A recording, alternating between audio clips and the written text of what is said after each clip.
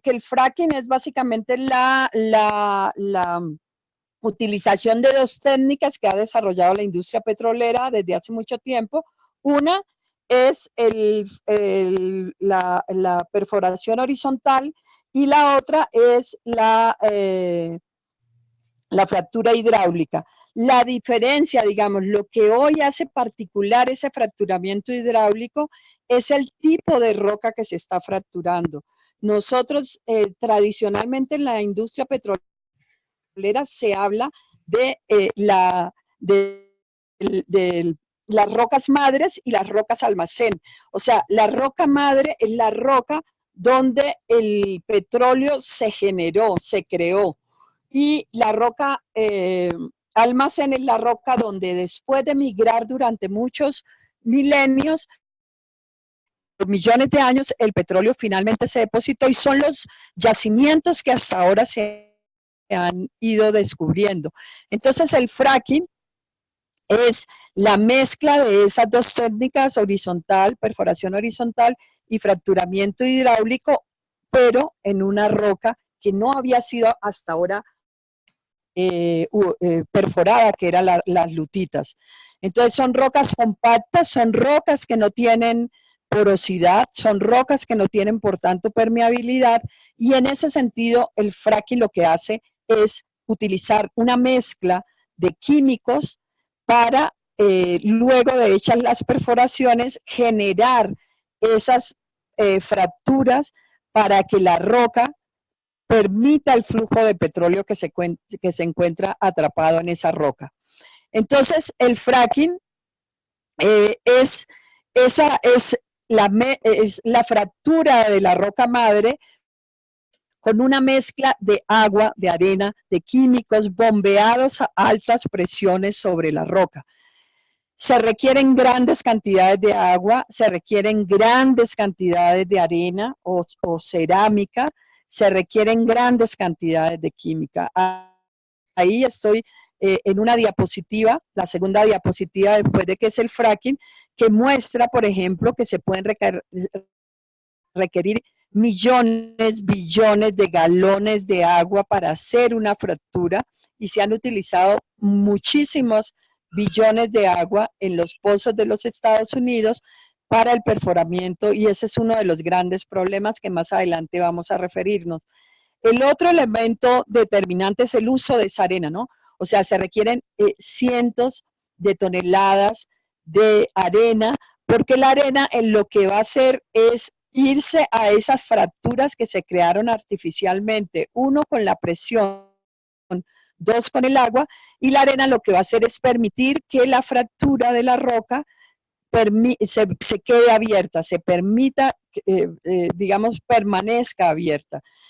Y tercero, los químicos, porque los químicos permiten la disolución de esa roca. O sea, como es una roca apretada, se requiere entonces que hayan químicos para que se abra la fractura y se disuelva la roca. Entonces, eso es lo que empieza, desde ahí se empiezan a generar grandes problemas, porque para perforar un pozo de fracking se requiere mover muchos camiones de agua, se requiere mover una gran maquinaria, mucha mayor que la que normalmente se utilizan en los pozos tradicionales de petróleo, y eso hace, digamos, que la ocupación de las locaciones de petróleo sean mucho más grandes que las que tradicionalmente se utilizan. Y que también haya, digamos, un movimiento.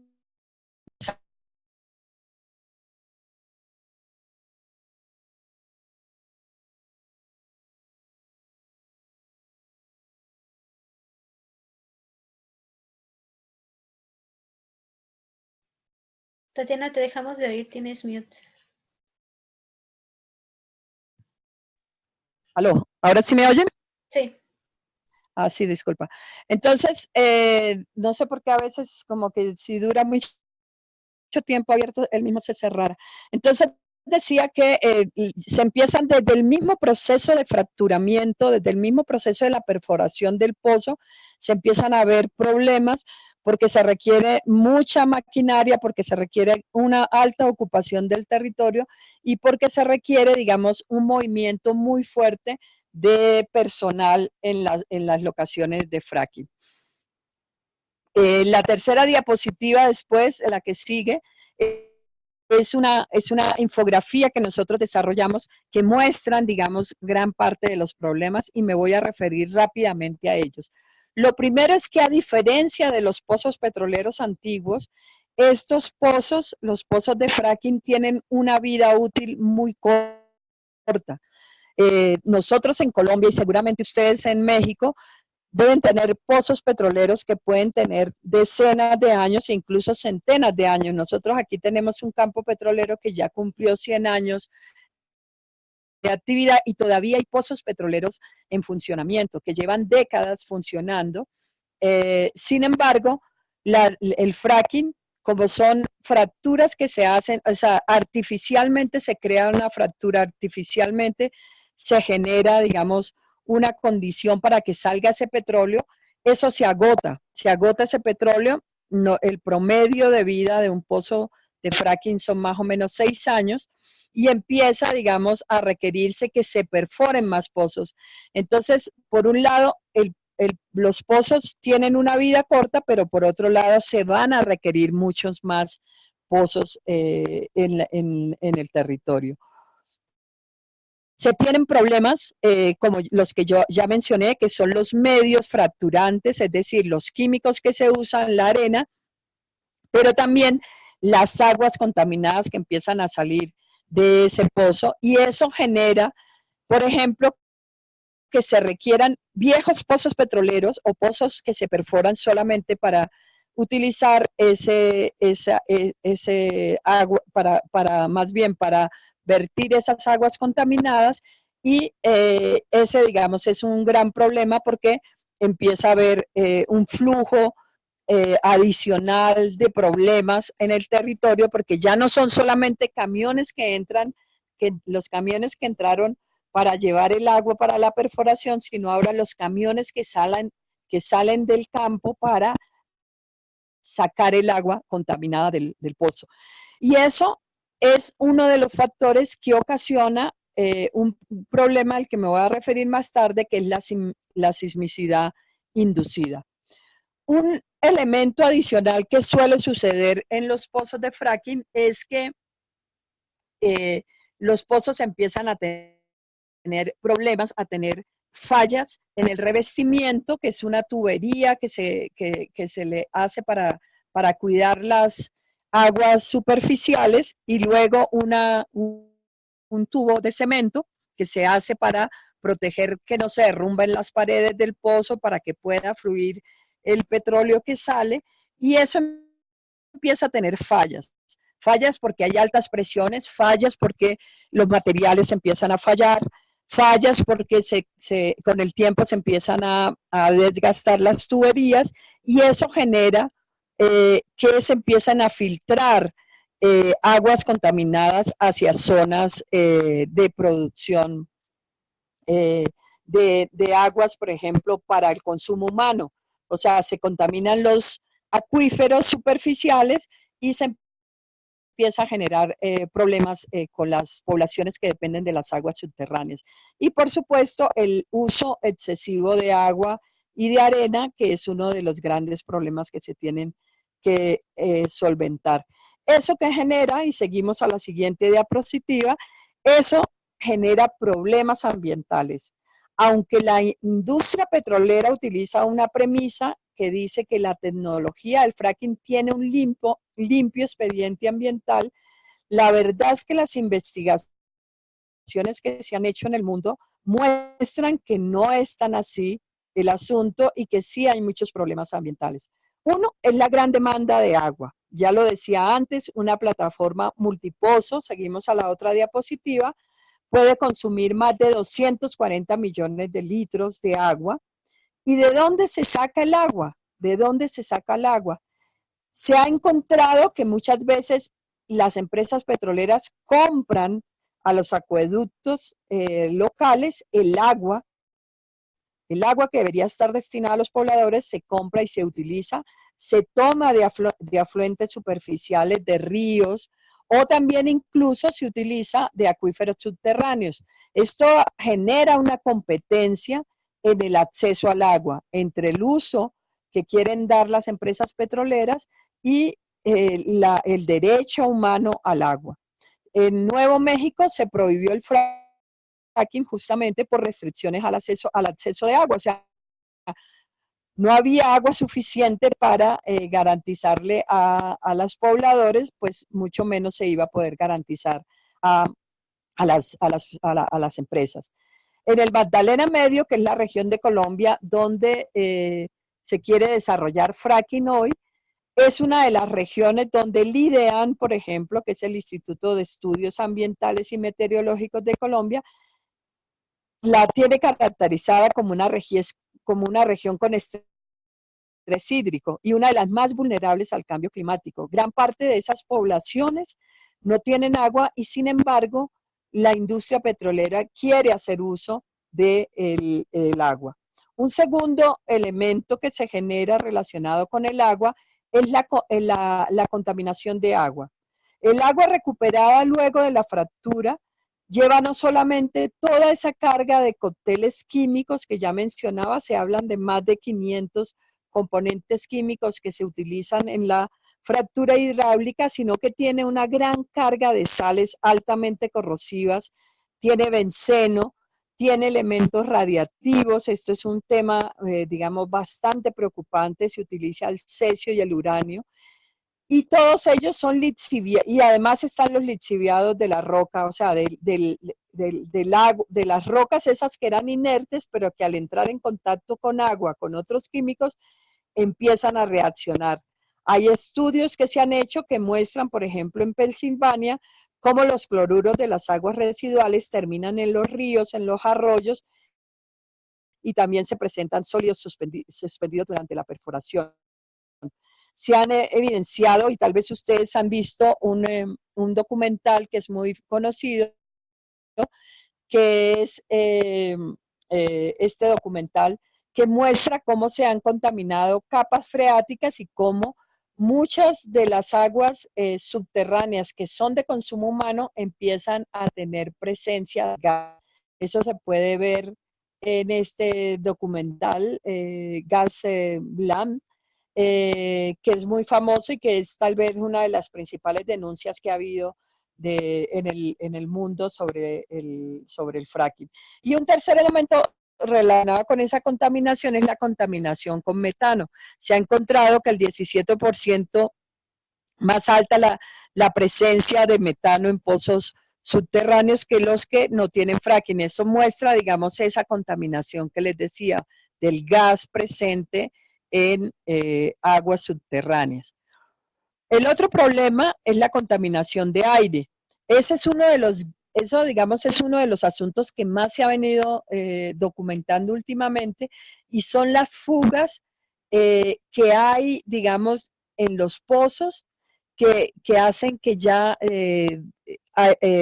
cada vez son más frecuentes por los activistas, también obviamente por las empresas petroleras, cámaras que hacen evidente la presencia de gases que están saliendo de instalaciones y que son invisibles, que la gente no los ve a simple vista, pero que la gente que vive en los alrededores sí empieza a quejarse porque empieza a sufrir de dolores de cabeza, porque empieza a sufrir de otros problemas, y es esa presencia de benceno, de formaldehído, que son dos potentes neurotóxicos que son considerados carcinógenos humanos. Entonces, nosotros, por ejemplo, recientemente vinieron unos activistas estadounidenses, trajeron esas cámaras y encontramos que en muchas de las instalaciones petroleras había una gran presencia de gases, de fuga de gases.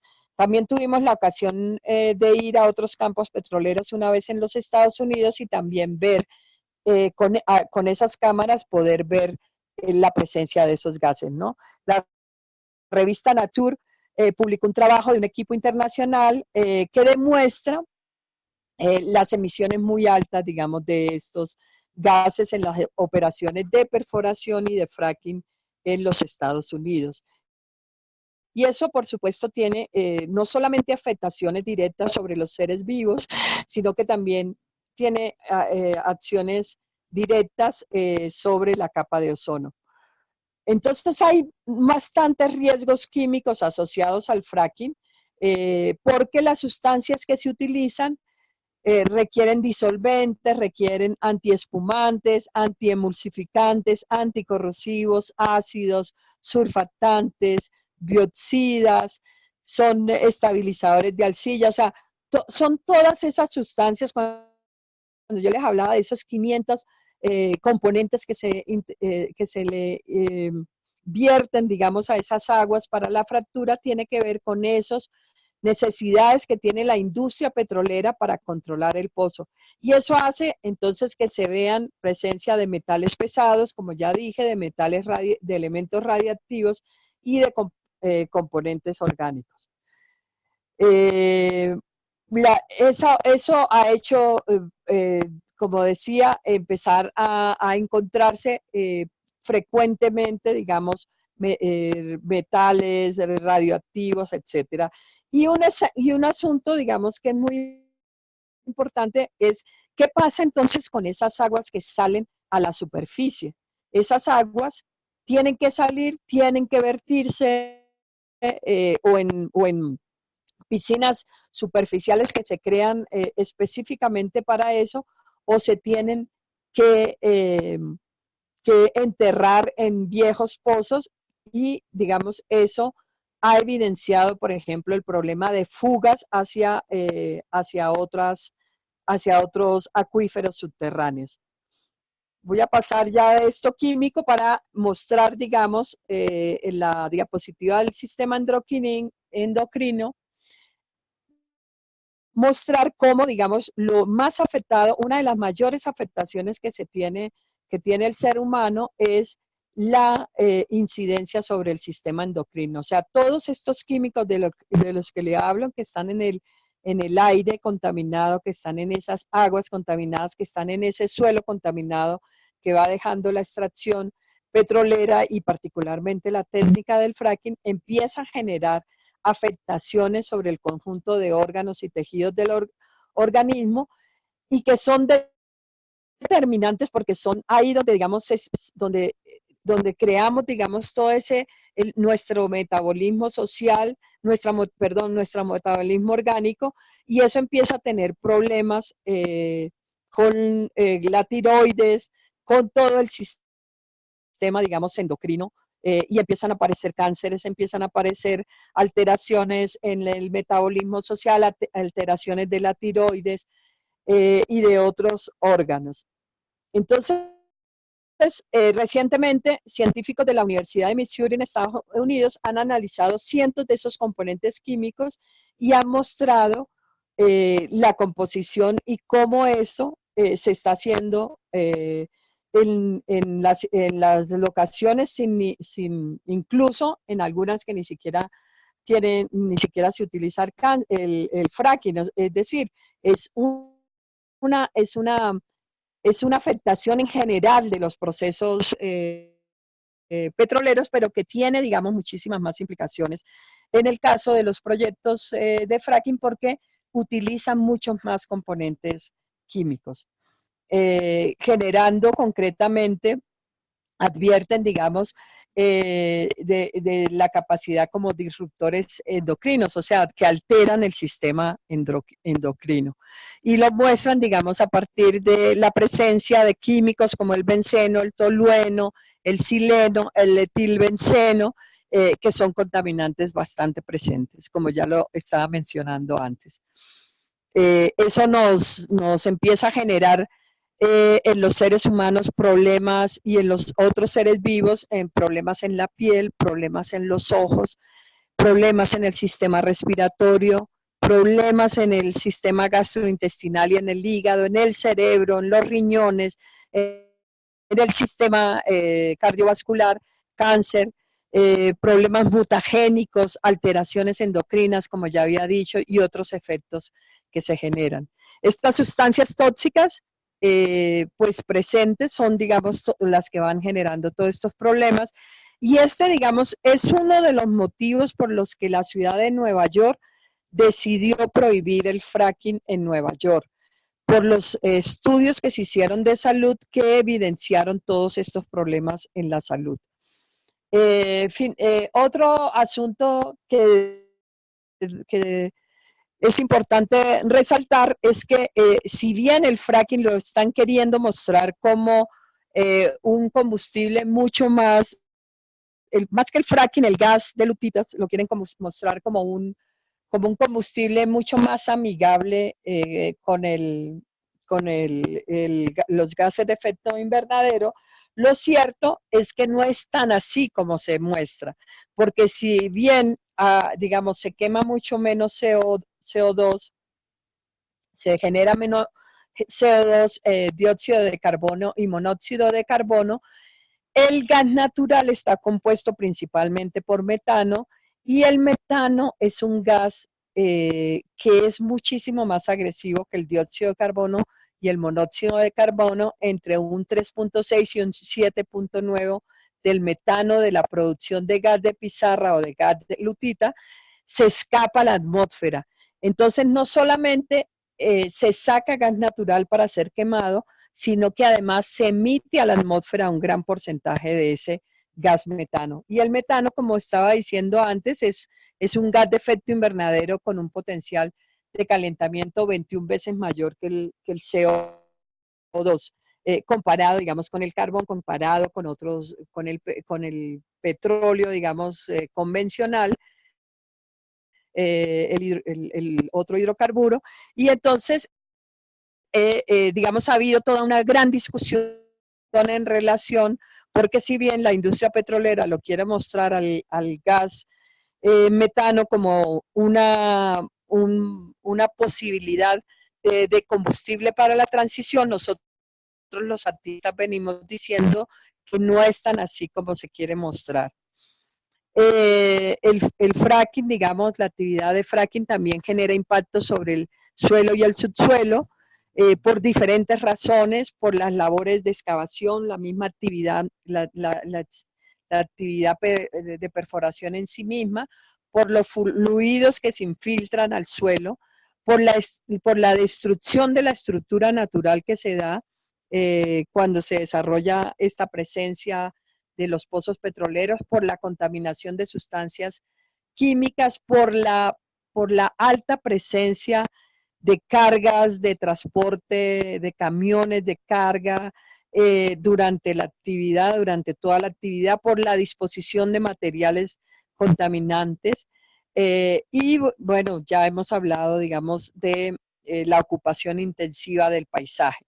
Entonces, ahí en la diapositiva de la ocupación intensiva del paisaje, muestro, y más adelante les quiero mostrar otra gráfica, estos son hoy los campos petroleros en los Estados Unidos. Si ustedes pueden ver, son cientos de pozos petroleros ya a unas distancias muy cercanas que hacen imposible la posibilidad, hacen imposible que puedan darse otras formas de vida en torno a esos desarrollos petroleros. Es lo que está pasando hoy en Estados Unidos, donde finqueros que tenían sus actividades productivas están siendo desplazadas porque la infraestructura petrolera, digamos, va ocupando cada vez más el territorio.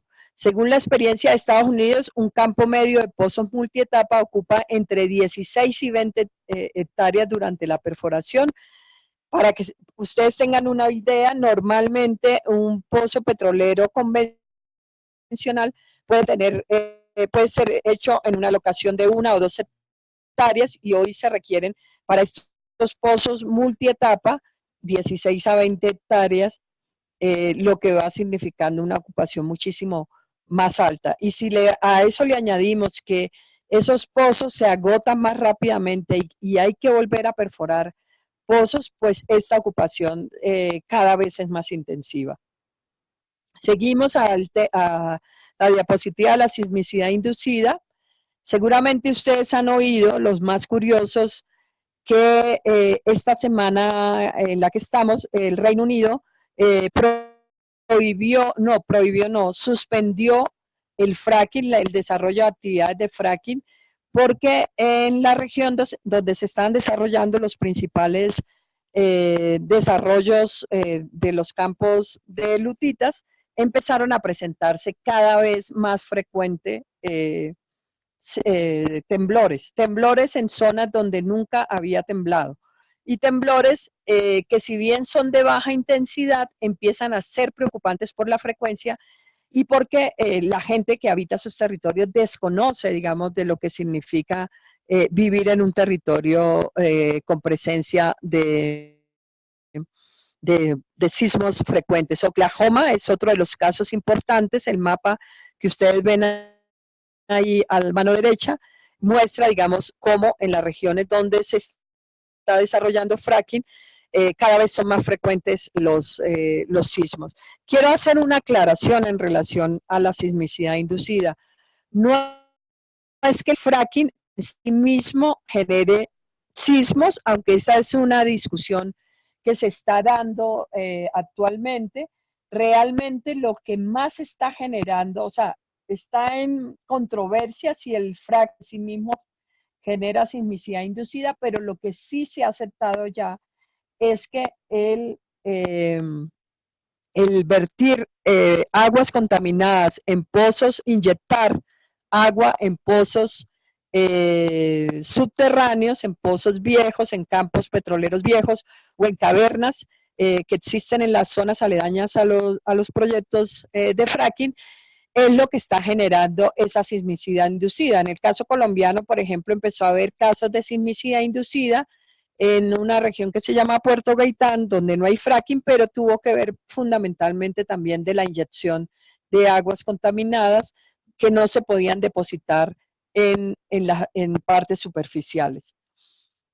Estos, digamos, que acabo de nombrar antes de pasar a la siguiente diapositiva, son algunos de los problemas más frecuentes que se empiezan a ser evidentes en con los desarrollos del fracking.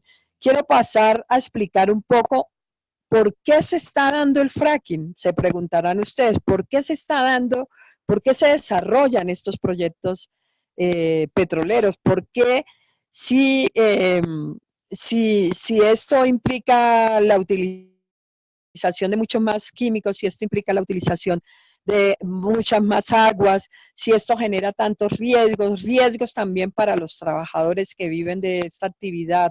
En el caso, por ejemplo, de Argentina, los accidentes de los trabajadores son cada vez más frecuentes y las muertes de trabajadores en la industria petrolera también son más frecuentes. Esto se explica porque ha habido un incremento cada vez más grande y más notorio a partir de finales del siglo XIX del consumo energético mundial. O sea, si bien ha habido, y pasamos a esa diapositiva donde está la figura de población mundial, consumo energético per cápita y consumo energético total, esas tres gráficas lo que me muestran es que si bien ha crecido 5 veces la población, el consumo per cápita de energía ha crecido 9 veces y el consumo total, o sea, el per cápita es por persona en el mundo, 9 veces, o sea, 9 veces frente a lo que nosotros consumimos de energía en relación a lo que consumían los habitantes en 1850. Y sin embargo, el consumo total de energía es mucho mayor, es 50 veces mayor. Eso se explica porque hay personas o hay países o hay regiones en el mundo que consumen muchísimo más energético. Por eso el per cápita es menor, pero el crecimiento del consumo energético es mayor. ¿Qué ha pasado entonces con ese crecimiento? Pasamos a la siguiente diapositiva. Aquí nos muestra, por ejemplo, por región lo que yo les estaba explicando antes. Si bien, digamos, hay un incremento en todas las regiones, se puede ver cómo hay regiones donde ha crecido mucho más el consumo energético. Entonces podemos ver en la parte alta el consumo energético reciente en los últimos años, últimos 30, 40 años de la región Asia-Pacífico, que es enorme, el crecimiento de los Estados Unidos, aunque más o menos, digamos, a partir del 75 ya el crecimiento no es tan alto, pero sigue, sin embargo, siendo el de Europa, que es más o menos igual, y el de América Latina. Y vemos en la otra gráfica que siguen siendo los combustibles fósiles principalmente los que se están utilizando. Sin embargo, la gráfica que muestra era la que les decía que quería mostrarles de lo que ha significado, de lo que son hoy los paisajes del fracking. Estos son las zonas hoy de Estados Unidos donde más se están desarrollando, pozos de fracking. Se considera que en los últimos 10 años se han perforado 60,000 pozos de fracking en los Estados Unidos. Entonces la ocupación es supremamente alta y tiene que ver con que se han ido agotando los yacimientos convencionales, es decir, los yacimientos que tenían en rocas que eran de buena porosidad, de buena permeabilidad, que tenían grandes acumulaciones de petróleo. Estos yacimientos se han ido agotando y esto ha ido llevando por esas gráficas que muestran, que evidencian el alto consumo energético, y nos están llevando, como decimos nosotros en Colombia, ya nos están llevando como quien dice, a raspar la olla.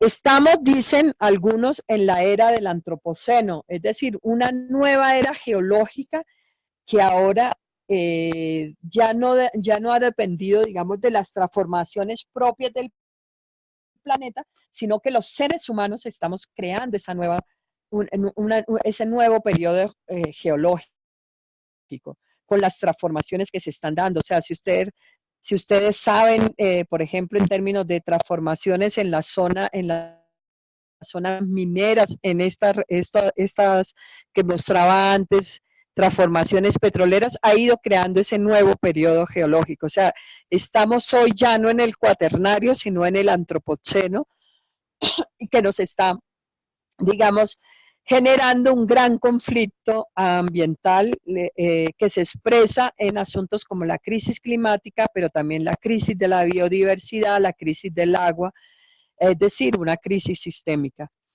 Y esto ha hecho entonces que se vaya avanzando en la frontera tecnológica y que se requieran cada vez más nuevos yacimientos costa afuera. Se está pensando ya pronto en hacer fracking en aguas profundas, se hace minería del petróleo, se hace extracción de metano en mantos de carbón. Por ejemplo, en Colombia hay fracking en yacimientos de carbón para sacar el metano atrapado en el carbón. Hay fracking de lutitas, que es de lo que hemos estado hablando, y hay combustión in situ. Pero todo esto, y es aquí, digamos, la última parte, y quiero dedicar los últimos 10 minutos a esto por si ustedes quieren hacer algunas preguntas antes de que terminemos, tiene unos límites, y esos límites están determinados por asuntos ambientales como los que ya decíamos antes, la crisis climática particularmente, pero también tiene un límite que es la energía neta y la tasa de retorno energético. Estos son conceptos bien importantes porque permiten entender que yo no solamente cuando perforo un pozo para sacar gas de lutitas, estoy sacando gas, sino que también necesito invertir energía para poder sacar ese gas. Entonces, la energía neta y la tasa de retorno energético lo que nos dice es cuánto yo recupero energéticamente, cuánto invierto y cuánto recupero. ¿Cuál es esa relación entre la energía obtenida y la energía invertida? La gráfica que sigue, que es la pirámide del gas y del petróleo, lo que nos muestra es que en el planeta hay enormes cantidades de petróleo y de gas, pero tienen un límite, y tienen varios límites, ¿no? Tienen un límite tecnológico, tienen un límite de precio y tienen un límite de la energía recuperada, que es de lo que yo les quiero hablar. La gráfica muestra arriba en la cúspide las reservas convencionales, que en este momento se consideren se han ya extraído el 90% de esas reservas, pero eso cada vez, digamos, en la medida en que se van agotando esos yacimientos, nos vamos encontrando con el precio tecnología. Es decir, si el petróleo convencional antes costaba 2, 3, 4 dólares, incluso en los países arábicos, la extracción de petróleo puede costar $1 solamente, pues el negocio petrolero era bastante bueno, porque yo sacaba, me gastaba, pongámosle que $5, pero me ganaba $80 si el precio del petróleo estaba a $85 el barril. Hoy se estima que los pozos de fracking pueden costar 50, 60, 70, 80 o más dólares por barril, dependiendo de las condiciones del yacimiento, y eso por supuesto hace que si el precio del petróleo está en $85 y yo tengo un yacimiento donde mi costo es de $80, pues la ganancia es muy poca. O si tengo $85 el precio del barril, pero me vale 90 extraerlo, pues ya no se me hace viable extraer el petróleo. Y eso, digamos, es lo que ha limitado la explotación actualmente de algunos yacimientos de lutitas. El caso de Colombia, por ejemplo. En este momento, por los precios del petróleo, es rentable extraer el petróleo de los yacimientos de lutita del Magdalena Medio, pero no de la zona de cordillera, porque ahí los costos son mucho más altos. Pero el segundo asunto que fue por el que empecé a hablar tiene que ver con la energía recuperada.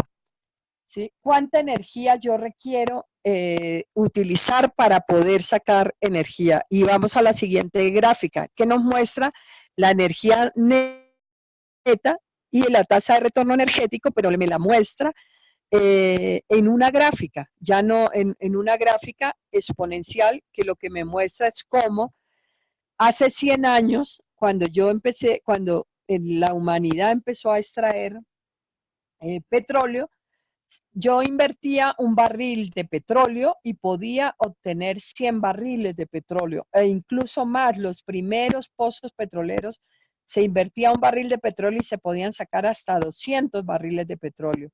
El petróleo actual, el petróleo convencional, en esta gráfica que es de David Hughes, que es un geofísico estadounidense, que escribe un libro que se llama Perfora Chico Perfora y que ustedes lo pueden encontrar por internet.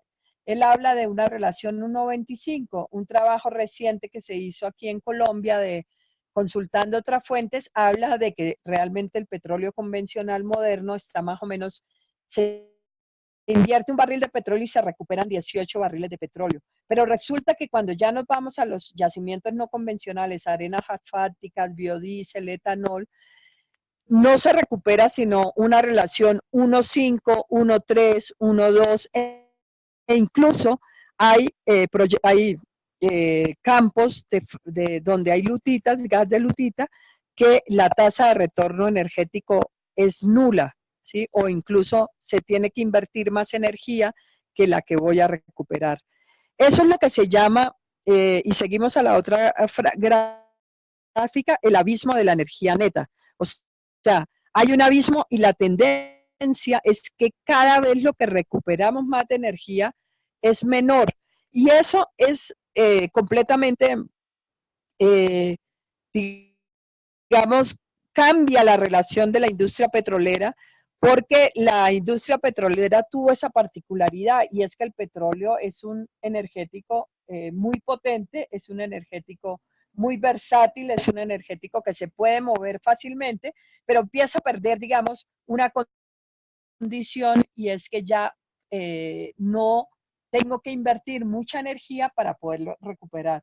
Ustedes ven en esa gráfica del abismo de la energía neta, que es la misma que yo les mostraba antes, pero al revés, cómo, digamos, cada vez los campos históricos eran los que generaban mucho, recuperaban mucho petróleo y cada vez empieza a declinar, a declinar, a declinar esa relación de la energía neta.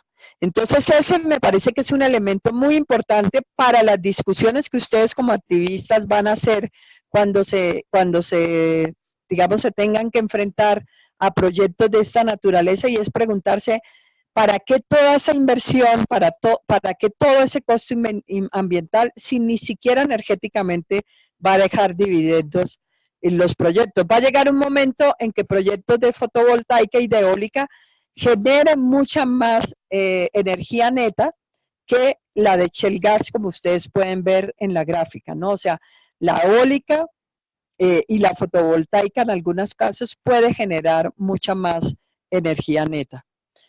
Entonces estamos hablando, y por eso yo les decía al principio que mi interés es posicionar esta idea de la energía extrema, y pongo esta figura del pez que se come la cola, porque es una energía que requiere agua extrema, métodos extremos para la extracción, en este caso el del fracking, desastres extremos, pero también oposiciones extremas, porque hoy la gente está tan desesperada en algunas zonas que las resistencias son cada vez más fuertes y más potentes.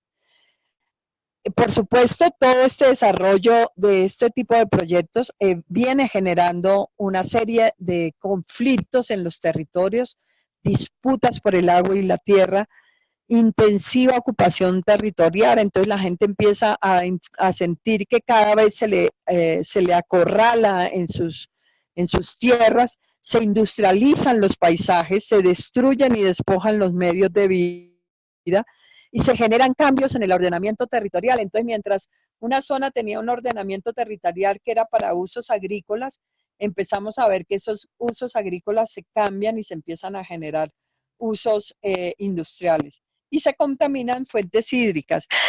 Pero también hay un asunto que no tengo aquí anotado, pero que es bien importante, y es también cómo se cambian esas cosmovisiones de vida. Entonces, si viven pueblos indígenas en un territorio, son pueblos indígenas que empiezan a perder su cosmovisión porque se pierden sus referentes simbólicos, se destruyen sus selvas, sus ríos que eran cristalinos se empiezan a volver ríos contaminados y se genera también una pérdida, digamos, espiritual y cultural en los territorios.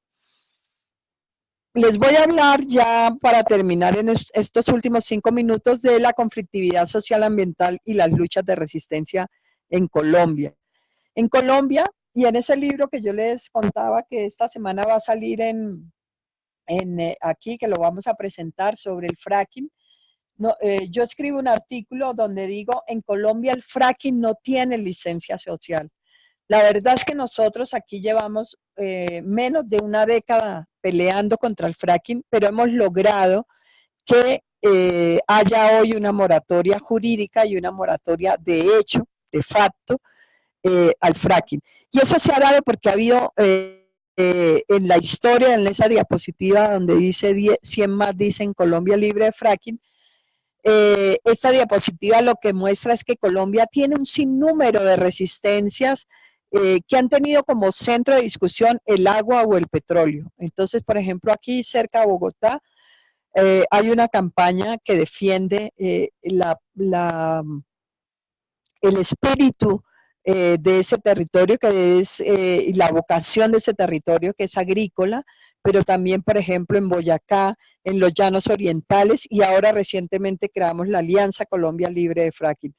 La gente dice es mejor tener agua que tener petróleo. El petróleo no se come y sobre todo la base de eso ha construido sus resistencias. La segunda diapositiva muestra muchas de esas movilizaciones, la movilización que hicimos en la segunda jornada nacional contra el fracking, las movilizaciones que se han hecho en San Martín, que es un municipio que ha sido ejemplo de la lucha, las movilizaciones que se han hecho en Fusagasugá, donde la gente dice agua y agricultura sí, petróleo y minería no, y recientemente ganaron una consulta popular que permitió la prohibición del fracking por primera vez a través de una consulta en Colombia y creo que en América Latina.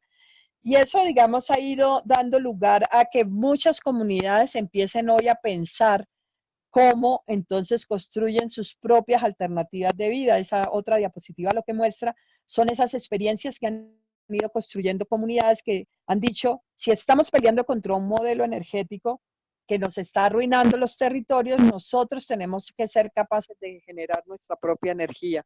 Y han venido construyendo proyectos con proyectos de energía solar, proyectos de energía de biomasa, como utilizando los biodigestores.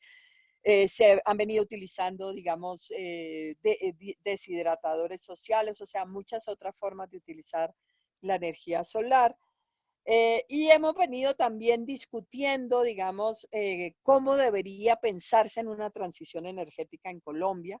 Y ahí hemos ido planteando 5 puntos. Nosotros decimos, tenemos que transitar hacia otra sociedad y eso nos implica retar el modo de producción, consumo y distribución y desarmar la lógica de un sistema de energía centralizado donde nosotros seamos nuestros propios proveedores de energía. Significa recuperar el control social de la energía, significa pensar en la pluralidad de alternativas sistémicas que articulen la energía, el alimento y el agua, pensar en que esos procesos promuevan la participación y la democracia y el control democrático de los bienes energéticos y que sin duda tengan el respeto a los derechos territoriales y los derechos humanos. Esto, como decía, no solamente en Colombia hay una moratoria del fracking, varios países del mundo han venido avanzando en prohibiciones, se ha prohibido el fracking en varios países, en Francia, se suspendió ahorita en el Reino Unido, se suspendió en Alemania, está suspendido en Alemania están haciendo proyectos pilotos para mirar las implicaciones que esto tiene, se ha prohibido en algunos estados de los Estados Unidos, se ha ido creando en el sur en Argentina, algunas municipalidades han ido creando decretos para prohibir también el fracking, es decir, viene avanzando cada vez más una discusión sobre el fracking. Se prohibió en Irlanda, también está prohibido el fracking, también está prohibido en Hungría. Y esto, digamos, es algo que nos motiva muchísimo a seguir en esta lucha. Entonces, hago mis últimas reflexiones. Nosotros estamos diciendo que la utilización de estas energías extremas refleja que hay un metabolismo social que consume demasiada energía y que nosotros tenemos que cambiar ese metabolismo social, tenemos que desmontar estas formas de vida que nos han hecho que seamos altamente consumidores de energía. Son transformaciones culturales. También estamos diciendo que estas luchas territoriales contra el desarrollo de los energéticos fósiles son una posibilidad de avanzar hacia una transición energética, que necesitamos construir otros referentes simbólicos para construir una nueva sociedad. O sea, si el auto fue el símbolo de la sociedad del siglo XX, tendríamos que imponer la bicicleta como el símbolo de la sociedad del siglo XXI.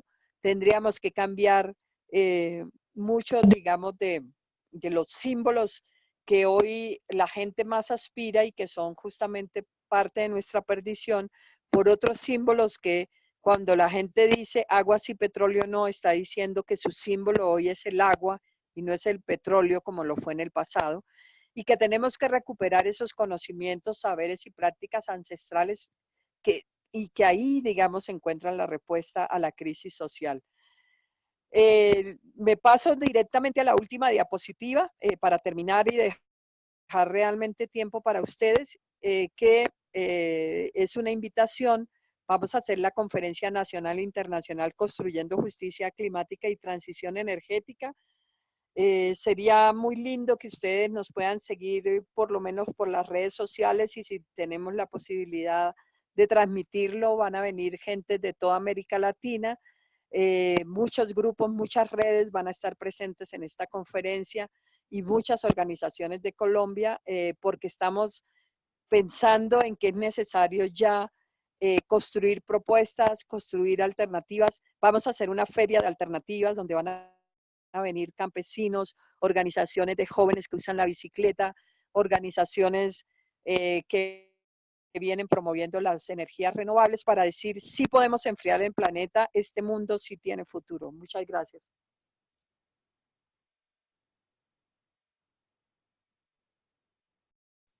Muchas gracias, Tatiana.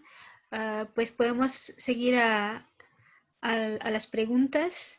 Si quieren hacer alguna pregunta, pueden levantar la mano y les abrimos el micrófono.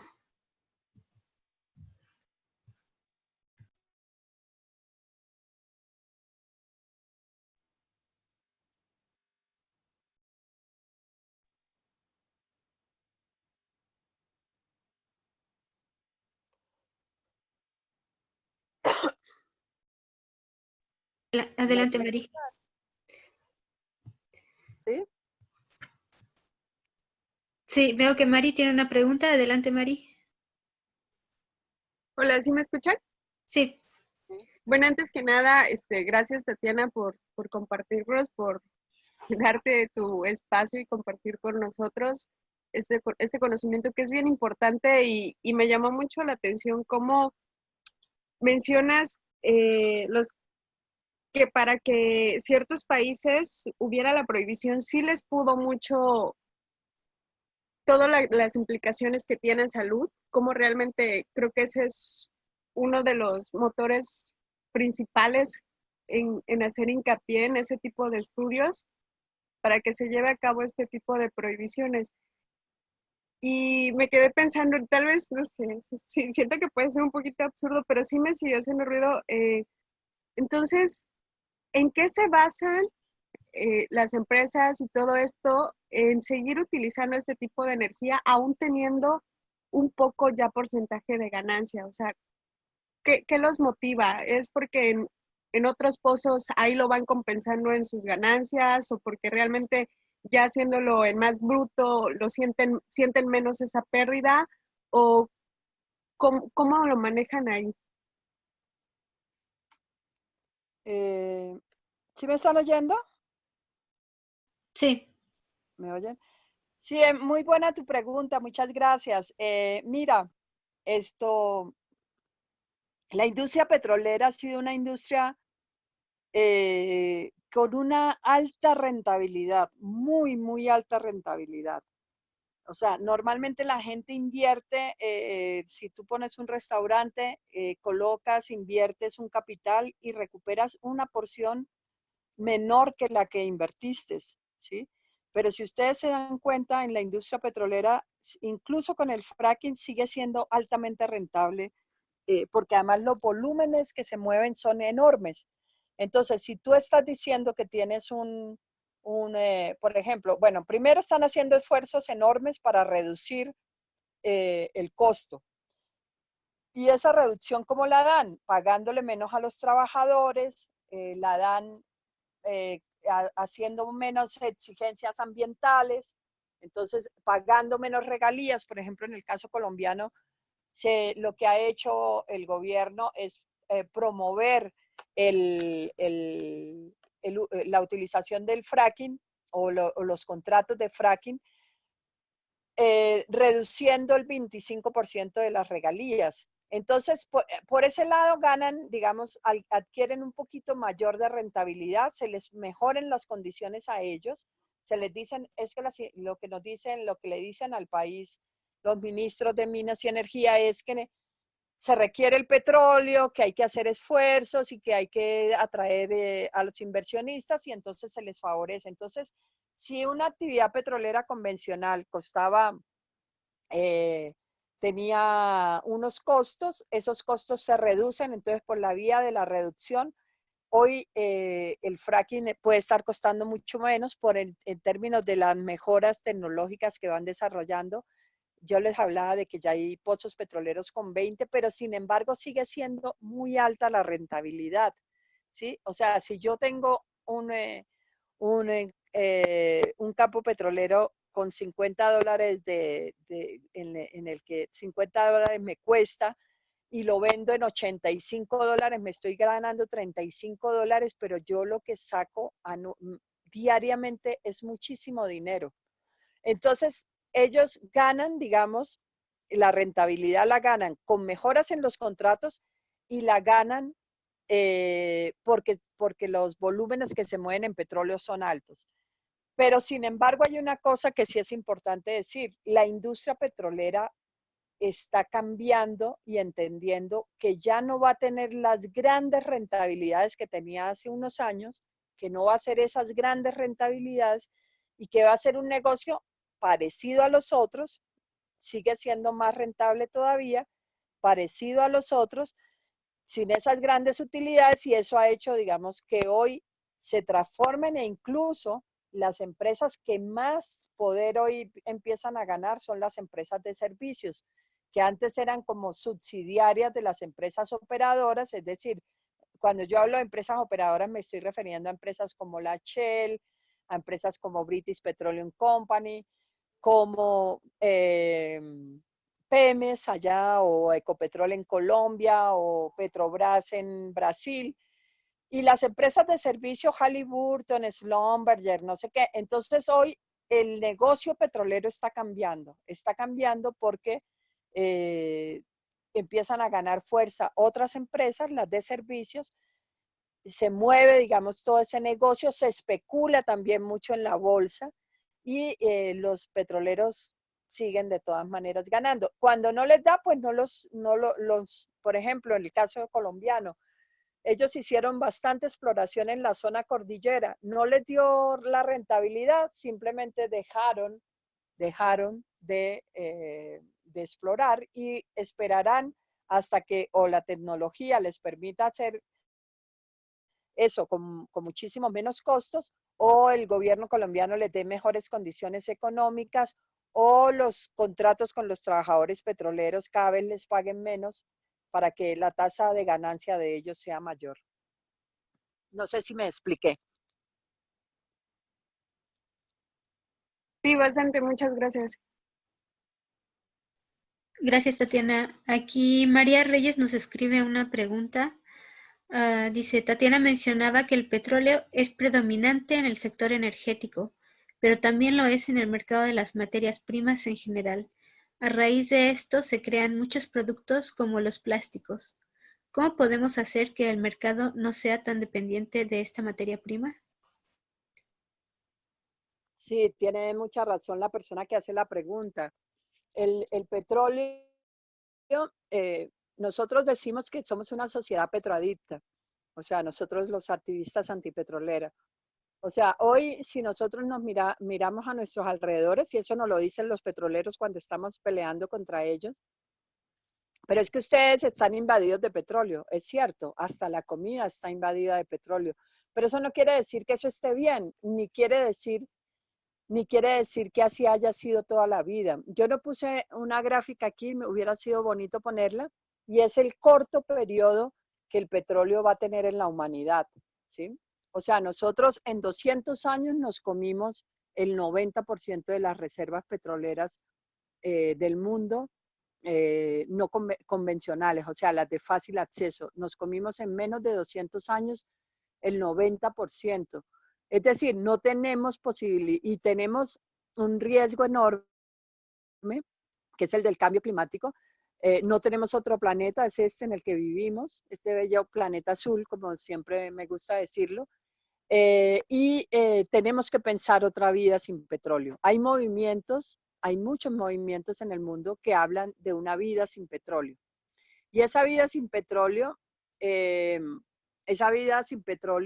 la están pensando en muchas regiones, la están pensando en Brasil, por ejemplo, hay un movimiento muy bonito que está diciendo, bueno, si yo tengo empaques hoy, bolsas, por ejemplo, plásticos, que son bolsas, yo voy al mercado y uso mi bolsa de plástico y me van a entregar muchas bolsas de plástico, ¿cómo puedo cambiar esas bolsas? Y de ahí van apareciendo el uso de las hojas, el uso de fibras, el uso de muchas cosas, que además reactivan una economía local, ¿sí?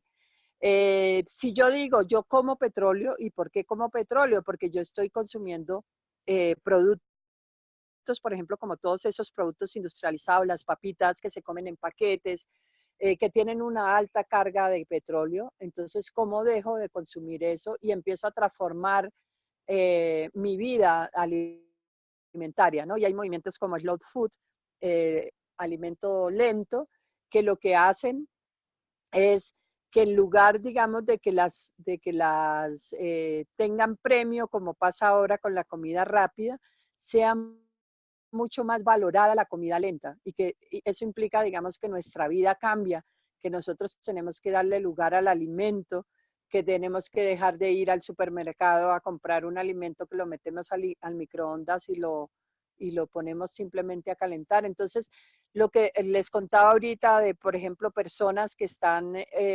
comunidades que están empezando a hacer uso de energías no renovables, energías renovables no convencionales, de los muchachos que utilizan la bicicleta y han empezado a promover, por ejemplo, en Bogotá el uso de la bicicleta de manera cada vez más intensiva, por todas partes ves jóvenes con bicicleta. Esa es la gente que está pensando en un mundo sin petróleo. O sea, ¿cómo nos imaginamos este mundo sin petróleo? O no lo imaginamos o vamos a llegar un día en el que el colapso ambiental nos lleve a que tengamos que deshacernos de una cantidad de cosas de golpe o lo vamos haciendo desde ya, digamos, transformando prácticas, transformando usos, dejando de consumir ciertas cosas y dejando, digamos, el petróleo para esos usos que todavía tienen muchas dificultades para cambiarse. En estos días leía una noticia que me pareció muy hermosa. En Europa se va a empezar a volver a la idea del lechero. No sé si ustedes saben qué es el lechero, pero aquí en Colombia el lechero era la persona que cada día llegaba al frente de tu casa y te ofrecía la leche, o la llevaba a la tienda y la llevaba en una botella de vidrio que tú volvías a entregar, o sea, llevabas a la tienda tu botella de vidrio y te la devolvían llena, o el lechero te la llevaba a la casa y tú se la pagabas. Pues en Europa, y creo que en el Reino Unido, si no estoy mal, fue donde leí eso, es que dada la presión de muchos consumidores de que no se siguiera utilizando el plástico o el Tetra Pak para la leche, se volviera a la idea del lechero. Yo creo que tenemos que, mucho de nuestro futuro está en el pasado, o sea, cómo recuperamos del pasado cosas que hoy nos parecen que no se pueden hacer, que, o sea, los indígenas en ciertas zonas sin plástico petrolero tenían sus gomas que les permitía hacer, por ejemplo, gomas naturales que les permitía hacer empaques donde podían transportar líquidos. Entonces yo creo que tenemos que regresar, cambiar nuestra cultura, por eso hacía énfasis en que la transición energética implica una transformación cultural que nos lleve a pensar que esta vida que llevamos es una vida que no nos deja, digamos, posibilidades para las futuras generaciones. Bien, gracias. Javier, ¿tienes una pregunta?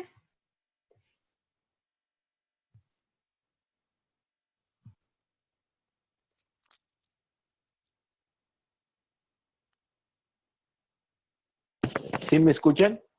Sí. Ok, en esta situación de los energéticos, vaya, nos queda claro que la utilización de productos a base de petróleo y demás, pues es común y que nos cuesta mucho trabajo desligarnos. Pero en el tema de la transición hacia fuentes de energías renovables, si podemos comparar el crecimiento de la utilización de este tipo de fuentes de energía, vamos, es positivo, o sea, sí tenemos como América Latina una proyección o se está dando o se está viendo una utilización mayor o una generación mayor de este tipo de energías en la región, o si nos estamos estancando mucho con el tema del petróleo.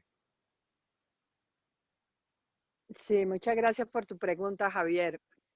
Mira, hay todo un debate, no solamente en América Latina, sino en el mundo, si realmente está caminando la transición. Hay gente que dice la transición anda, se están cerrando minas de carbón en la India, que era un país que consumía mucho carbón. En Alemania ya están cerrando las últimas minas de carbón. La última, que ha habido un movimiento muy grande de activistas para pedir que se cierre, ya lograron que no se destruya el bosque que quedaba al lado y ya lograron un acuerdo para que en el año, creo que 2022, la cierren. Y así, digamos, hay muchas situaciones que podrían pensar que se lleva que se está caminando hacia la transición en términos de las cifras globales, pareciera que no avanzáramos mucho. Seguimos con el 1% de la energía primaria en la matriz energética global provista por energías renovables, o sea, lo cual es muy poco. ¿Sí? Sin embargo, digamos, en el sector eléctrico, cuando se mira ya el sector eléctrico, sí se mira que hay una transformación, que en América Latina también se ha dado, ¿no? El caso más emblemático es Uruguay. Uruguay, su matriz eléctrica hoy es 65% de energías renovables y va a seguir creciendo. No, perdón, estamos en un poco menos de 65%, pero la aspiración al 65% es para como dentro de 4 o 5 años, están llegando a esa cifra. En estos días oí unas presentaciones de varios países de América Latina, incluida México, donde se veía también el avance de las energías renovables, no convencionales. Sin embargo, yo quisiera hacer una advertencia. Si nosotros pensamos en mantener esta forma de vida que tenemos con energías renovables, vamos a crear un nuevo problema, que es lo que se está creando hoy. Las energías renovables requieren también energía y requieren también materiales, y particularmente el cobre, el aluminio, el litio y algunos otros, otros minerales empiezan a ser cada vez más demandados por el uso de estos energéticos renovables. Por el uso, por ejemplo, para construir un molino de viento moderno se requiere 1,5 toneladas de cobre.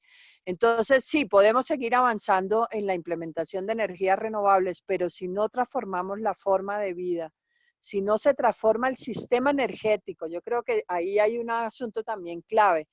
Cuando tú empiezas a generar tu propia energía, empiezas a transformar necesariamente tus hábitos, ¿no? Hace poco en un taller que hicimos sobre energía solar, discutíamos eso. Si yo cambio mi sistema del sistema conectado por una empresa que me provee las 24 horas del día energía, pues yo tengo todos mis electrodomésticos prendidos todo el día, el celular prendido todo el día, pero si yo ya tengo un límite que me lo da la capacidad que yo tengo de instalar unos paneles solares o de colocar un molino de viento si tengo las condiciones o como quiera que sea, yo empiezo a ser mucho más consciente del uso de la energía, ¿sí? Y empiezo a decir, yo no voy a prender el celular sino cuando me lo demanden, cuando necesite llamar a alguien, cuando necesite mirar si me dejaron la razón para enviar un documento o prendo el computador solo para eso. Entonces yo creo que ahí está asociado no solamente, digamos, el componente de cómo transformamos, que van avanzando, como ya les decía, sobre todo en el sector eléctrico, pero que no sería sustentable de un momento para otro si no cambiamos, digamos, la demanda exhaustiva de energía. Entonces, cierro diciendo dos cosas. Sí, sí está avanzando en algunos países. Costa Rica también ha incrementado su matriz energética de renovables.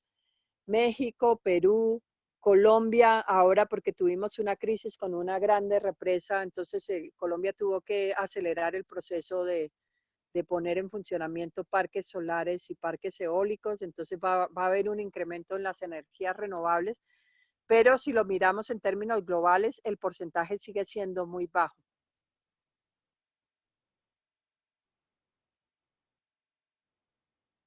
¿Otra pregunta? ¿Alguna otra pregunta? Leonel, ¿tienes una pregunta? Aquí había una pregunta en el chat que decía eso de que cuál es el ejemplo de la transición energética y pues vuelvo a insistir que el caso, digamos, más emblemático que ustedes lo pueden leer es el de Uruguay, ¿no? Uruguay en muy pocos años ha incrementado su parque de energías renovables y se constituye con Dinamarca como en los países más emblemáticos de sobre todo la energía eólica.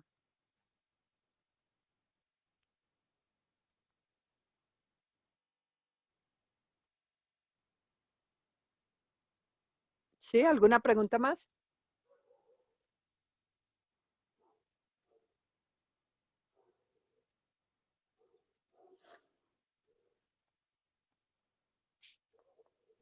¿Aló? Sí, parece que no, entonces creo que podemos cerrar.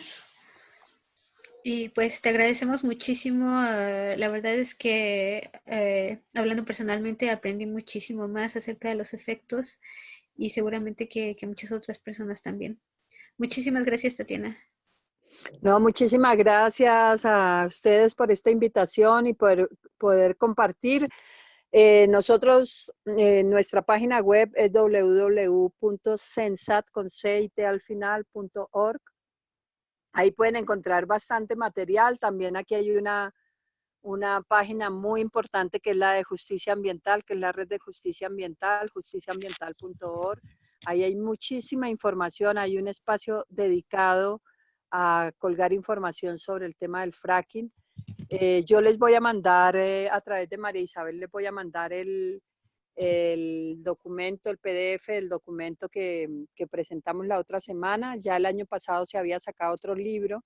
Y yo pienso que es importante ustedes que están ahora, digamos, como más o menos en el mismo momento que vive Colombia, de parar el fracking, ¿no? O sea, creo que la experiencia colombiana es muy bella, la articulación que se ha hecho aquí es muy poderosa y ha logrado la articulación de artistas, ha logrado la articulación de los médicos, de los académicos, de los campesinos, de los indígenas, de los niños, de los colegios, y eso de alguna manera es lo que ha hecho que todavía logremos tener detenido el fracking en Colombia. Y pues yo los animo a que se organicen, a que trabajen. Allá también está la Alianza Mexicana contra el Fracking, que se sumen a ella y a los diferentes grupos, a Viernes por el Futuro, a todos estos grupos de activistas que, si estamos organizados, podemos frenar este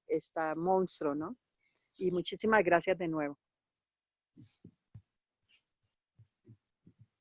Sí, muchas gracias.